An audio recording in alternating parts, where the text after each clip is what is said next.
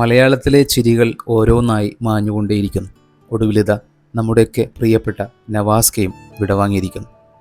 അദ്ദേഹം വളരെ സൗമ്യനായിട്ടുള്ളൊരു മനുഷ്യനായിരുന്നു. ഞങ്ങളൊക്കെ അബുദാബിയിലുള്ള സമയത്ത് ഞങ്ങളുടെ പ്രോഗ്രാമിന് അദ്ദേഹം ചീഫ് ഗസ്റ്റായിട്ട് വന്നിട്ടുണ്ടായിരുന്നു. ആ സമയത്ത് അദ്ദേഹത്തിൻ്റെ കൂടെ വേദി പങ്കിടാനും അദ്ദേഹത്തിൻ്റെ കൂടെ കുറേ സമയം ചിലവഴിക്കാനും ഞങ്ങൾക്കൊക്കെ അവസരം കിട്ടിയിരുന്നു.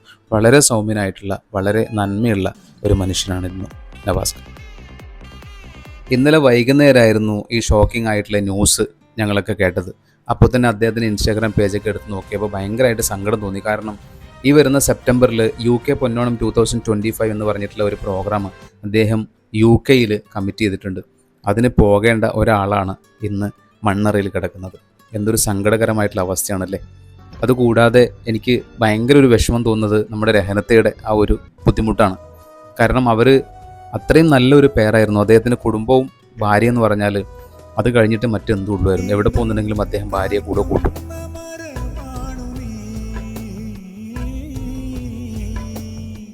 അദ്ദേഹം ഒരു ഇൻ്റർവ്യൂവിൽ പറയുന്നത് ഞാൻ കേട്ടിട്ടുണ്ടായിരുന്നു, രഹന എന്നെ ഉറങ്ങാൻ സമ്മതിക്കാറില്ല, പിച്ചിക്കൊണ്ടേയിരിക്കും.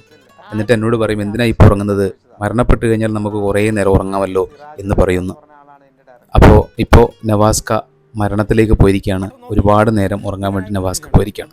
ഇതൊക്കെ എങ്ങനെ താങ്ങാൻ പറ്റും എന്നറിയില്ല രഹനത്തയ്ക്ക്.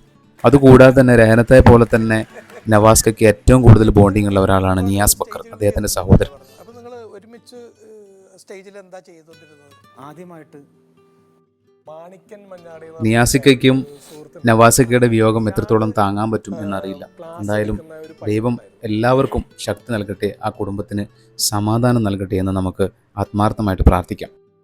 അത് ഇഴ എന്നുള്ള പേര് ഇതിനകത്ത് കണക്ട് ചെയ്യുന്നത് തന്നെയാണ്. അപ്പോൾ നമ്മുടെ കുടുംബത്തിനകത്തുള്ള സന്തോഷങ്ങളും സമാധാനങ്ങളും പ്രശ്നങ്ങളും ഒക്കെ ഇതിന് ഇഴ ചേർന്ന് കിടക്കുന്ന നവാസിക്കയുടെയും രഹനത്തയുടെയും ബോണ്ടിങ്ങിൻ്റെ ഏറ്റവും വ്യക്തമായിട്ടുള്ള ഉദാഹരണമാണ് അദ്ദേഹം അവസാനമായിട്ട് അഭിനയിച്ച മുഴുനീള സിനിമ ഇഴ എന്ന് പറഞ്ഞ സിനിമയിൽ അദ്ദേഹത്തിൻ്റെ ജോഡി തന്നെ സ്വന്തം ഭാര്യയായിട്ടുള്ള രഹനത്തയായിരുന്നു.